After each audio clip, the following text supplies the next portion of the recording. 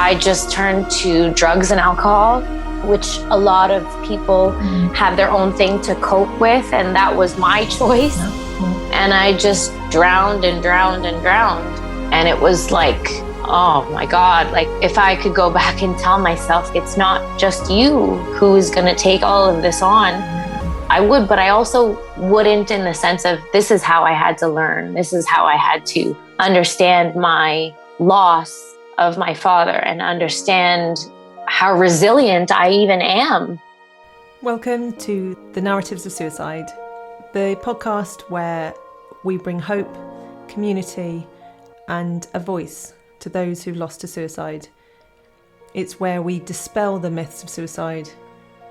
We dispel historical discourses and constructs that have been steeped in history for a very long time, and we're here with hope, love, and support for everyone out there who needs to listen to this podcast. I'm so sorry you're here, but I do hope it can give you something to use in your healing process, to be able to pick up the pieces of suicide and put them back together again in the best possible way that you can. So we're here today with Jamie, all the way from Toronto in Canada. Jamie, thank you so much for being here. Jamie lost her dad 10 years ago. So sorry about that. But welcome to this podcast where we're here to talk about that and talk about suicide. Well, thank you, Sue. I really appreciate it. I mean, it's an amazing thing that we can speak from across the globe and about a topic that we share in common and that we're able to be expressed about it and create awareness about it. So thank you for even having me and being able to share what the experience is like for myself and share that with others. I appreciate that. Yeah, it's really a platform for that because, to be across the other side of the world in the way that we live now with the internet and things, we can do this. We can say now's the time to talk, now's the time to be together, really. And that's my strapline, stronger together, because I do believe we are. And as soon as you connect with somebody like we did just 5 minutes ago, really, in terms of we first spoke 5 minutes ago before we started this recording, and you can already just feel that solidarity of, we just kind of get it. And it's so nice to be around that. And I've noticed that all the time, how that feels for me. It's just awesome. I agree. There's a level of comfort. I mean, there's the initial stages of, oh, you lost somebody to suicide. So did I. I'm sorry for your loss. I feel it. And then you go into, well, I'm already safe and comfortable with you because now you know exactly what I'm feeling. And it may not be at that certain time, but you could hit it nail on the head and understand what one can go through, can feel, can share, can not share, right? And you could sit in silence with someone of the same like this, and you could feel like you could walk away with you've gotten so much because that person creates that space for you and reciprocates. So it's an amazing feeling. And I'm glad that we get to do this, even despite the pandemic. And then we'd be able to create an ongoing relationship going forward because it's created on authenticity and being safe and creating awareness. So it's amazing. Yeah, because you've got an Instagram account, which is where we connected. Suicide Survival 365, is that right? Yes, that's correct. But that's where I found you, because you share stories of, tell us what that's about. Yeah, so that account was, I'll give you a little backstory before I get into that. I never had any social media platform. I was one that was very I don't live my life on the internet world. I live my life in the real world. And I really frowned upon it at the time because I just thought social media was one of those things where people put out their nonsense or really not of what the real life is. And I mean, obviously that was my train of thought prior. And then when I lost my father, it took a while for me to even share about him dying by suicide. It took me a really long time. And when I started speaking about it, I saw the reaction of others. And the ones that stood out the most was ones who would acknowledge how brave it is to speak about such a thing. And then I would look at them like, well, you're just as brave. Like you can say it too. You could share when you're ready, when you'd like to. And then I thought there's millions of people around the world that are feeling the same. And I thought, how am I going to connect myself with these people and be able to create awareness and share my story and have others share? And then it was like, oh, it's social media. And then I opened my account, no hesitation. And then my first video on there was myself sharing about my father. And then I just shared with others what I was doing. And I asked, would you like to share as well? And then that snowballed from there. And then I would put content on there that was the real, I guess, rawness of suicide, not in a glorification way, but in a way of this is what it's like. And what it actually is like is you can't tell. You can't tell who has thoughts. You can't tell who has dealt with a loved one dying by suicide. And there's always someone on that account that you could resonate with. And that's who I do it for. Sometimes the unspoken, and creating that awareness within them and being able to share or dealing with it so that they don't have to share. And that's there as a platform. So that's what it's about. That's what I get into with the account. And if you see it, it's very short videos of others and it's to the point. And I think that that's what's missing sometimes, where others are just not seeing that it's real and we could speak about it and there's nothing wrong with it, right? Yeah, suicide is real. Yeah, absolutely. Mm-hmm. Yeah, it happens to lots of people and there's lots of us left behind from that.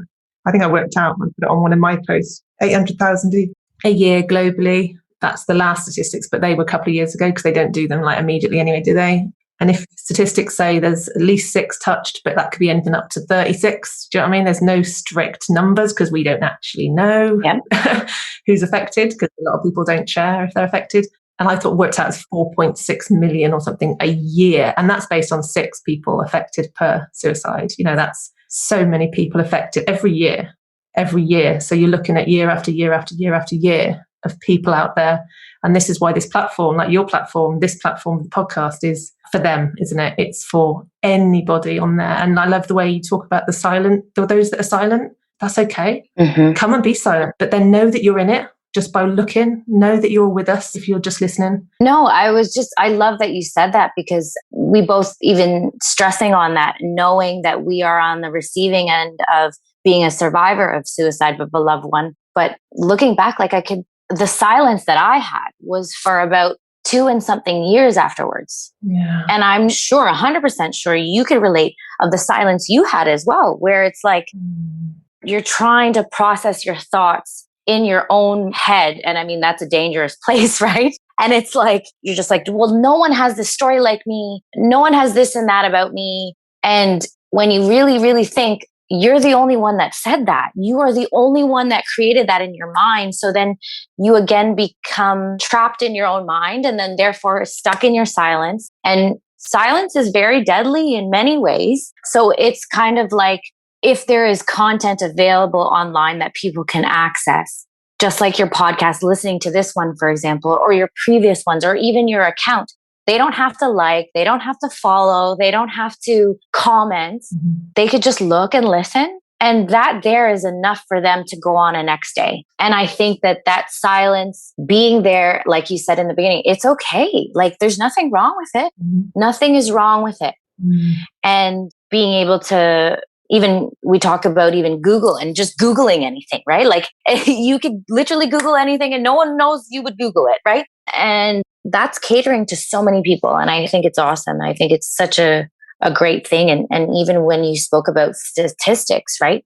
And the years that it goes up and obviously during the pandemic has as well, we could also say that statistics, the great thing that's in numbers and the research done, it's amazing. But there's a lot of people that are unspoken for and that silence with statistics, right? So until those people come forward, then we would actually never know the actual number, right? But to know the numbers already are going the way it's going, right? It's just more reason to speak, more reason to share, more reason to talk. And that's only if you feel comfortable. So I think just what is affected anyway? Who's to say someone's affected more than anybody else? So where do you cut off the point of saying, well, there's 6 that affected this much or this much or this much or this much? Mm-hmm. Say that you're affected. Who's to say that you're not, just because you know, were silent or got on with work? Or I think just because you're not an actual in relation, a brother, sister, dad, whatever, if you're a friend, still be just as affected, but they're the ones as well that may feel that they can't say that they've been affected because it's such a complicated picture. And I think that's why the statistics are hard as well to find,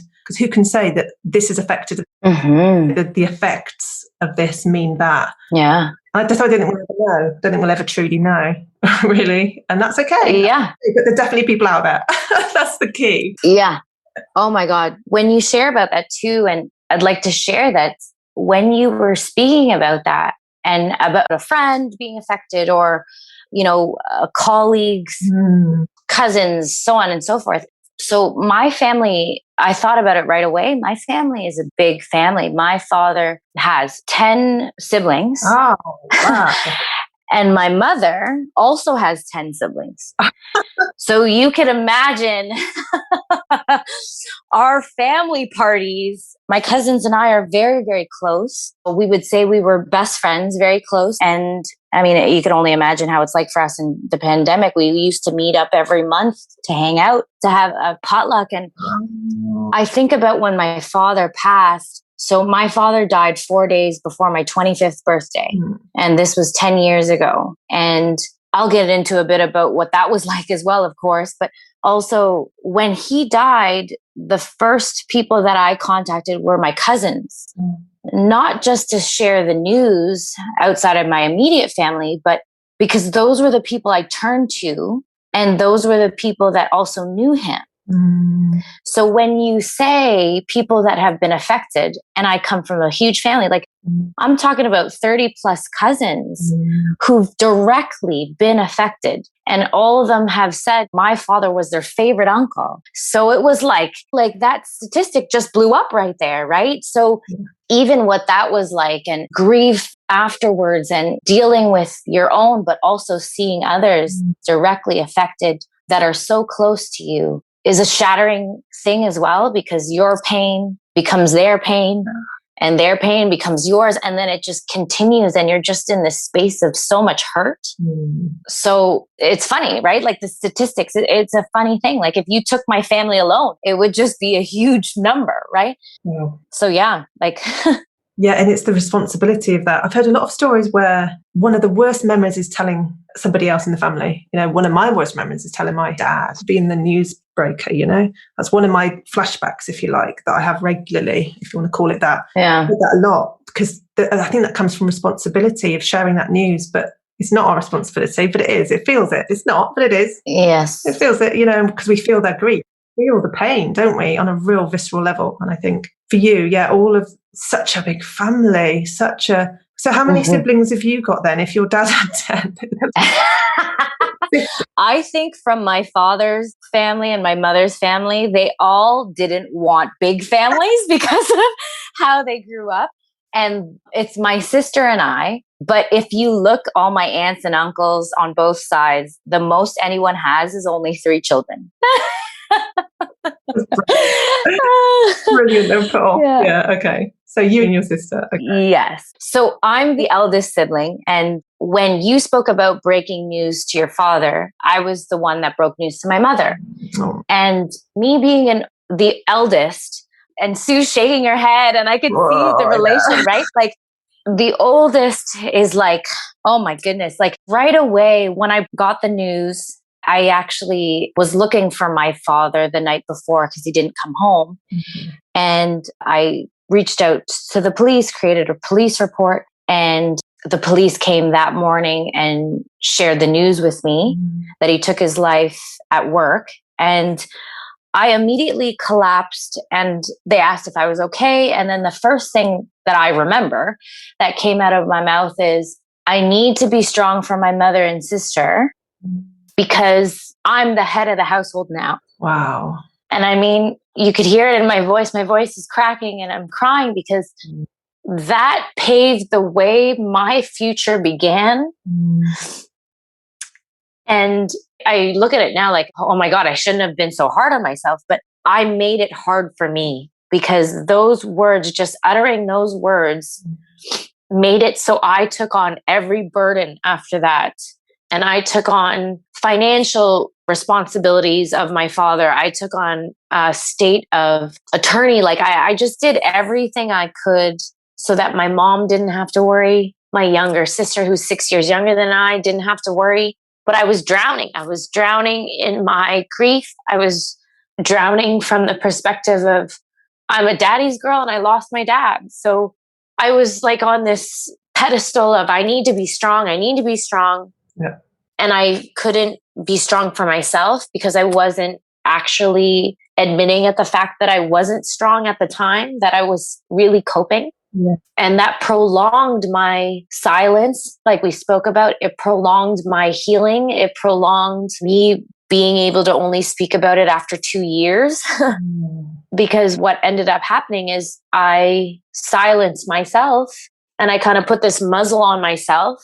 And I just turned to drugs and alcohol, which a lot of people have their own thing to cope with. And that was my choice. Yeah. Yeah. And I just drowned and drowned and drowned. And it was like, oh my God, like if I could go back and tell myself it's not just you who is going to take all of this on, I would, but I also wouldn't in the sense of this is how I had to learn. This is how I had to understand my loss of my father and understand how resilient I even am. Yeah. And I think what was so hard about that as well is like we all speak about rock bottom and we all speak about what that's like for others and share stories of it. And I think my rock bottom was I was pulled over and I had this brilliant idea of making more money. So I decided to sell drugs.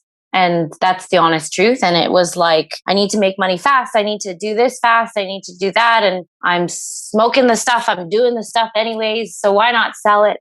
That was it. And it was like, okay, this is my life. The worst has happened to me anyways. Who cares? Like, It doesn't matter. I live life like I was, I guess, untouchable in many sense.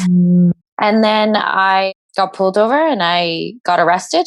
And then I was in jail. And when I was in jail, I was in my cell just waiting.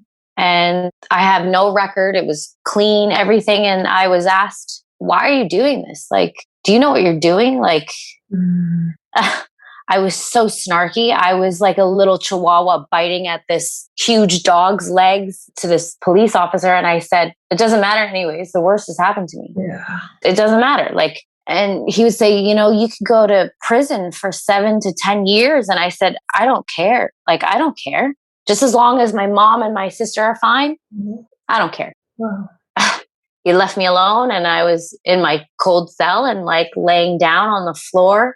And then I started to cry because I was kind of like, holy, and I'm going to swear on this too. Sorry, I mean, covered at the very beginning. If anyone's children listening, she's going to do a little bit of swearing because it's very emotional, but yeah, so switch off if you don't like swearing. Sorry. Yes, thank you for that. I mean, I love a good passionate swear, but this is one of those moments that it became one of those things where I said to myself, holy shit, I am a zombie. I have no feelings.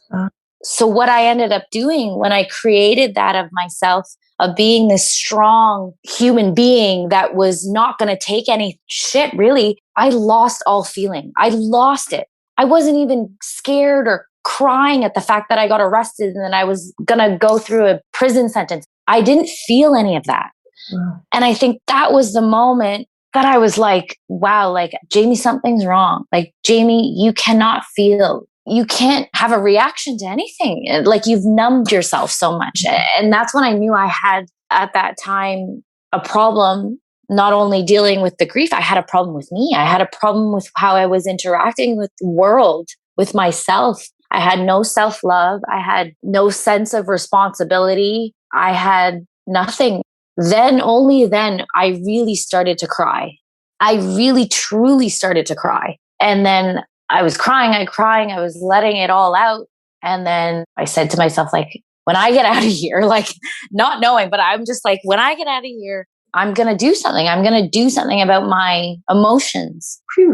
Because a lot of the times I looked at it like I was going on and living because I had to live because that's what my father would have wanted, or I have to do things for my mom and sister. But I never sat there and I thought I have to do things for me. And that was the moment that I knew I need to start living for me.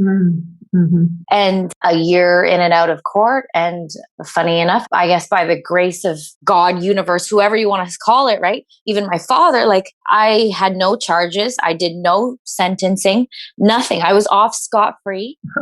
And then it was one of those things where like, well, I got to continue living for me because this is what got me here. This is like the emotions, everything I had to hit. And that was my rock bottom to really realize, okay, I have to, not have to, but I choose to now. I choose to live. I choose to continue to deal with the emotions and sensitivity of suicide loss and the suicide loss of my father. And like I said in the beginning, touching on being a daughter of my father who died by suicide, I attached so much meaning to it because when he took his life October 12th of 2010. My birthday is October 16th. Mm-hmm. And then created so much meaning into, well, did he do that because he doesn't love me? Did he do that 4 days before my birthday because he didn't want to celebrate me? Did he do that because so on and so forth, right? Fill in the blank. Yeah. And I realized I made that about me and not about him and his choice. I never looked at it from him. And as a daddy's girl, right, it became like I was a little girl again asking for my father. Like, why would you leave me? Why would you leave my mom? Why would you leave my sister?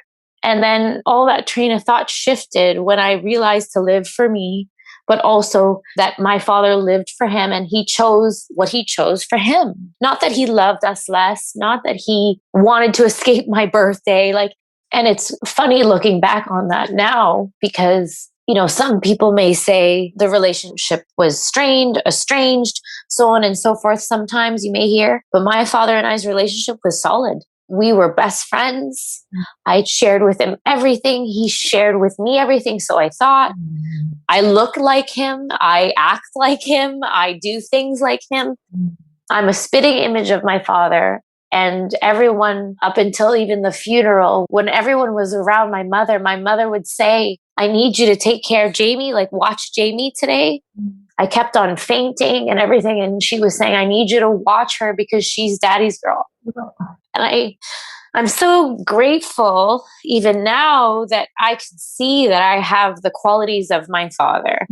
And I could see myself growing older as I do, that there's many things that he has taught me throughout the years that I put into play now. So, that's like a very much earful that I just gave you, but also I wanted to very much present the full circle of how it became. And whatever stage that anyone that is listening to this is, there are many stages and it's at your own pace. But when you come to it is when you will recognize and realize it. And the story that I just shared is one that you can maybe relate to and maybe not, but also it is your own story. And Sue has her own, right?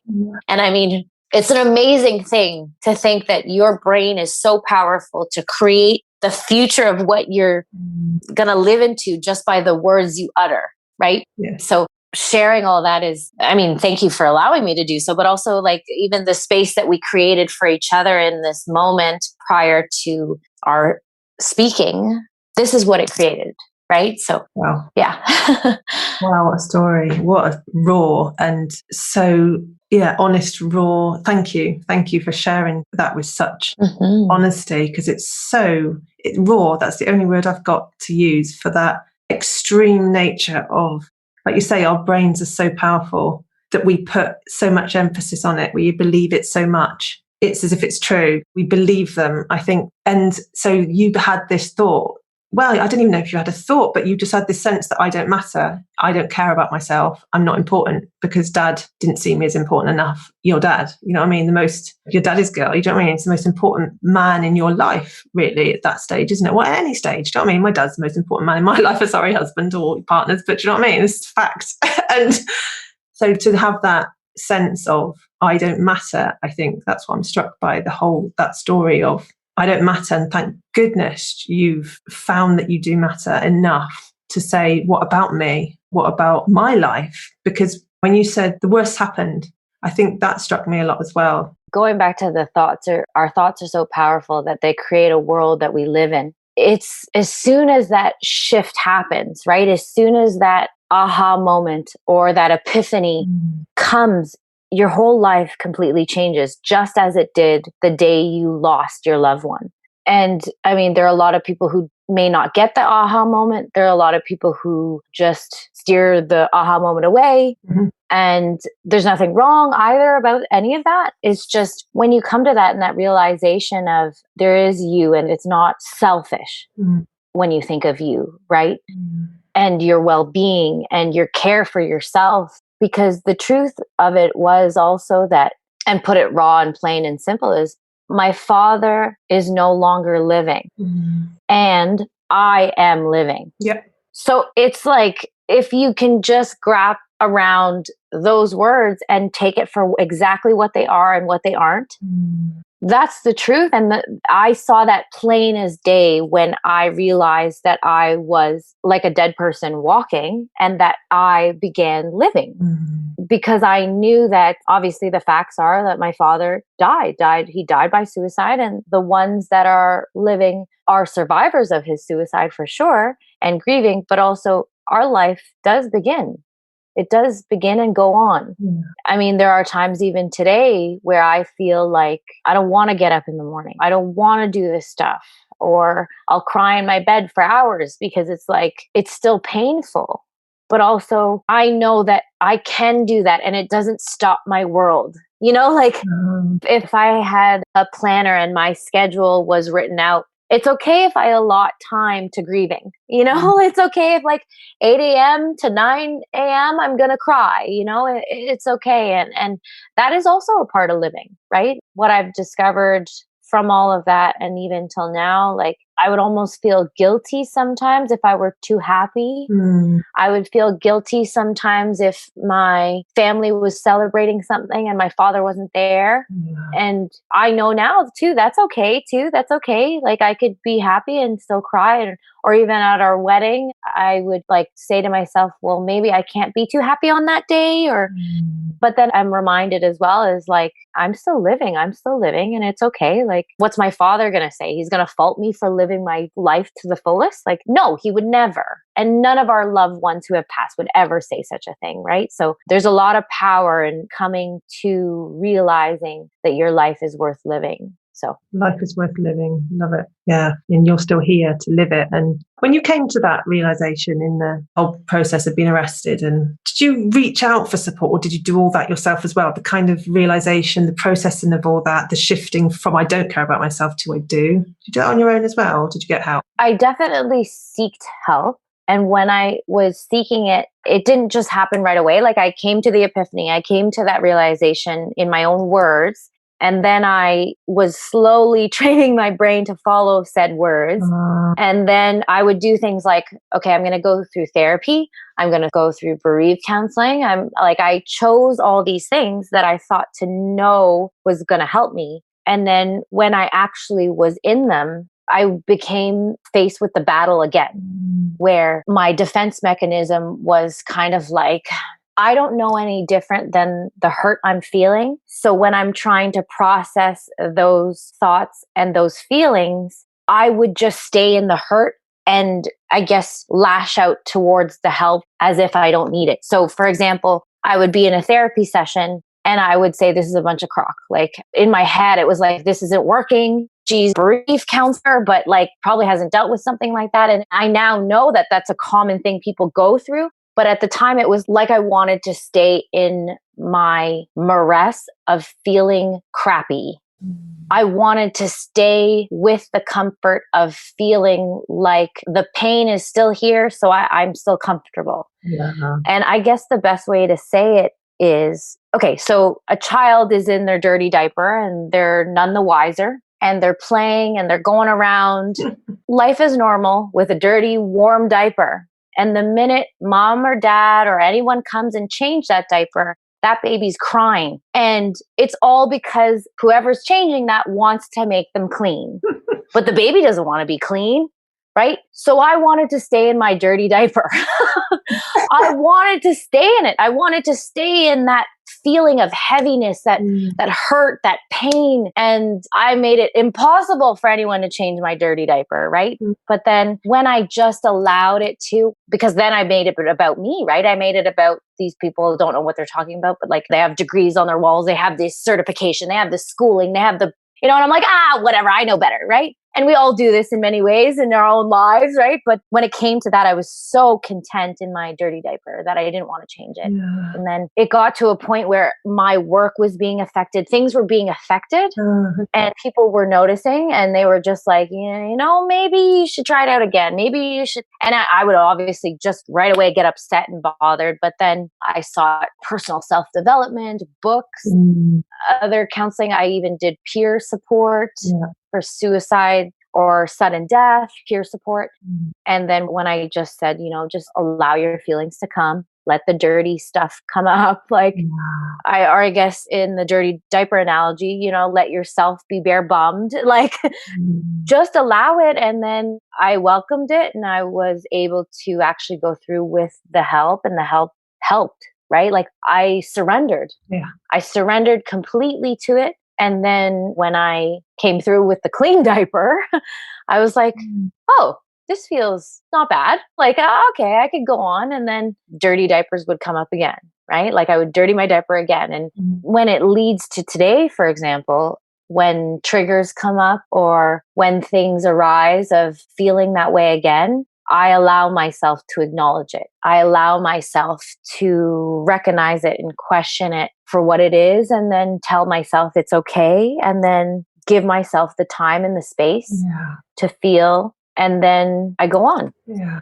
And those things continuously happen. And I think that that's one of the things I want to mention too. And a lot of people who've been on your podcast can relate, like, and yourself, this grief of ours doesn't end. And although not all grief ends, but ours is one that, it can come up in anything. It can come up when you're walking down the street and you feel, whether that's reminiscent of the day that you lost your loved one and you have no idea, but you just start crying out of nowhere. And then you have to begin a journey of processing that feeling again and recognizing where that was pinpoint in your life. There are times where I go back to therapy, or I go back to that peer support or that help, because 10 years later is 10 years, but also to me, it's like yesterday. Yeah. So it's seeking help is probably the best thing I've ever done, and surrendering to the help. Yeah. But you didn't surrender to having your diaper changed. We call them nappies, do you know what I mean? Nappies. Yes. You didn't surrender to having your nappy diaper changed by somebody else. It was almost like you took it off and you surrendered to it yourself almost, didn't you? And then that allowed in more of the help naturally then for yourself, but other people, as you felt, the surrender of that, and not the heaviness of the nappy. Do you know what I mean? Not the heaviness of sitting on you as maybe as heavy, but then it is heavy. It's still heavy. So I guess that didn't change. And like you say, you still feel your diaper, it still comes back heavy, but maybe it's just not so constant. Maybe it's more, you can take it off and put it back on again. Like you say, you can, I'll do it between 8 a.m. and 9 a.m. You kind of can, Yes. Because also in the world that we live in, right, there's still deadlines and life goals. Like life, right? There's still all those things. And it's like, I've come to the point where now I know what I can do to allow myself to heal and allow myself to go on and continue to go to my day to day and my goals in life, my work goals, my personal goals, my marriage goals, all these things, and my healing goals. And that was the way to do it, and to recognize and realize when these things come up and when there's time to even talk about it. Like, for example, if I am to speak at an event, let's say, about my story and my father's suicide, and for example, I'm in my hotel room getting ready and I just have a breakdown, and I could think one of two things. Either I go and talk, or I just stay in my room and continue to cry. I interrupt the thought process and I say, okay, well, you committed yourself to speak to somebody from 10 till 11, and it's already 9:30. So cry for like 10 minutes and then create the intention of why you're there, and remember that it's not just about you, and there's other people that have come out to see you speak. And then when you come back around 11:30, let's say 12 maybe, then go ahead and cry again and be in that feeling again. So like you said, it's like now I can put on the dirty diaper when I want and take it off when I want, and then get that help or speak to somebody or call somebody. Yeah. But I'm able to control that now. But also it looks like also that I can't control it, right? And know that. So it's just being aware. It's like the awareness now of when it comes up is what I'm able to do now. Whereas I didn't know that 5 years ago, let's say. I didn't know that 7 years ago. Yeah. And it's been 10 years now. And I was getting into it probably a year ago on how I was able to do this. And so there you go. Like if you want to give it a timeline, like there was no timeline, right? So yeah. That's a surrender, isn't it? The awareness comes first. Oh, look what my mind's doing. Oh, look what my brain's doing. Look what my feelings are. What am I going to do about that? Can I do anything about it? If you can't, you can't. If you can, then you just realign with your values. You realign with, why am I here doing the conference? What's that about? Can I then make that about that time and remind ourselves why we do certain things and why we have to step out of those thoughts? And then they're still there. They're not going to go away. They're going to come back, but you step out of them and come back in that safe place when you can. So there's a real sense of personal growth, I want to say, or something about just your everyday life that you've learned from the death of your father. There's almost like this sense of, if anything happens during your day, you'll handle it differently than you might have done if he hadn't passed. Does that make sense? Yes, 100% actually. If I were to look back on the person I was, I mean, I'm young now, I know, but young also when he passed, it was like I was a 25-year-old not giving a care about the world, only caring about myself, how I looked, how I dressed, how I occurred to others, how I appeared to others, making money, spending money, and it was a laissez-faire way of being, and nothing's wrong with that. But as soon as it came to be when my father died and I went through all this process, myself before was the whole, if I'm not that, I'm not that. And that's what it is. And I'm not going to change for a thing. That's who I am. Now it's like, I can be anything who I want to frickin' be. I could be the voice of suicide awareness and stand in that and be that. And nothing is stopping me. Or I will be one that self-develops in her meditation or whatever I want to do. And I think that calling that forth towards me, I always had, and everyone always has. It's just learning now how to execute it was the thing that changed afterwards, after this personal growth process, because I didn't know I was aware of it when I was declaring that I was now the head of the household after my dad died, that I was going to take on responsibility, that I was strong, that I was just like this unstoppable person. And then I ended up not having feelings, right? But like I created that. And I could create that now. And who's to say that it can't be for anybody? It can. So now my practices are to literally one up myself, like grow and expand myself to another level that I didn't think I would reach, whether that be, for example, I have goals on working out. And I know that you shared that about your brother and what that was like for him, and shared that he was this guy who had muscles everywhere. And that for him, that's a goal even I have now to aspire to have. And I didn't have that a year ago. And I'm not sure if this is 100% like it was for him. But like you said, you can control a lot of things and you could pick and choose on what to control. And our bodies are one you can control, whether it's food intake, exercising, creating muscle mass, losing muscle mass. And then some people don't understand your mind is also a muscle. So you can exercise and control that. So I have working out goals and I have mind goals, and I challenge myself all the time. And I think now it becomes therapeutic for me, and challenging, and in many ways that help me live, really.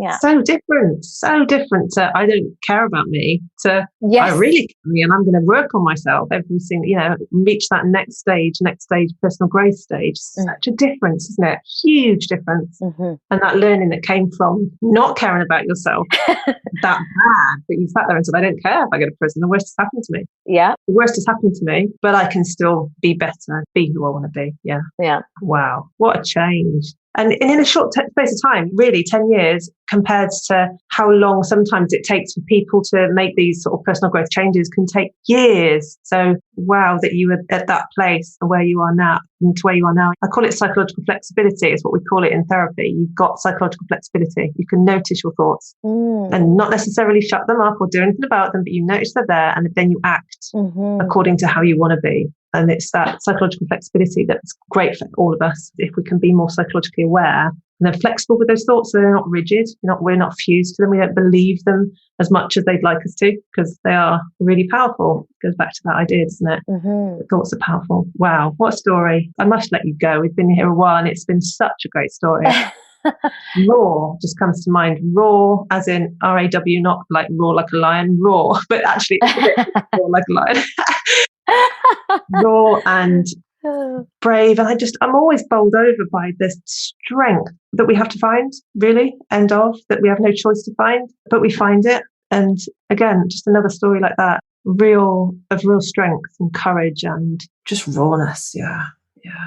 Thank you so much for your time. Thank you. For sharing that so honestly. Yes. Thank you. And yes, I really appreciate it. And I mean, it takes a lot for people to come to the point where they're able to share. And it actually starts with whomever is allowing them to give space. So again, Sue, like you're the one that created this and being able to have this conversation and us being able to have our back and forths prior to even this. So you've definitely made me feel so comfortable and being honest and raw and being across the world and being able to share, I think is great. And the commonalities that I don't know much about your brother, but already the things that you've shared on your video on my account and just even the picture and seeing like you feel more and more for that person who you lost, and that in return keeps that person alive. And you're doing such an honor for yourself and others, and also your brother, your family, your children, your spouse, like everything is definitely in a good light for you. And you create that for us and all of us who have shared on your podcast. So I appreciate it. And I thank you so much for your time and being able to listen to me and such a crazy story I have. Yeah. Thank you for that. Yeah. Amazing. No problem. Your dad, that's why you're here as well, isn't it? Like me and my brother, it's about them, isn't it? And your account's about that, isn't it, as well? Sharing this so that if we can do anything to help anybody else either after a suicide or even help anyone with suicidal thoughts, that's why we're here, isn't it? And that's for them. I do feel that's for them and for every single person out there. It's for my brother and for every single person out there. 100%. And having said that too, I mean, I know that for Sue and I'm sure I could say this on behalf of Sue, we are definitely reachable people. You could contact us on our accounts and we are the ones that answer. And you can speak to about anything with that. And then also be able to share and have that platform or even just follow and have a look. And we definitely are both the ones that stand in creating awareness and sharing others and helping others. So 100%. Yeah. The Suicide Survival 365. That's where they can find you, Jamie. Thank you so much. Thank you. Thank you.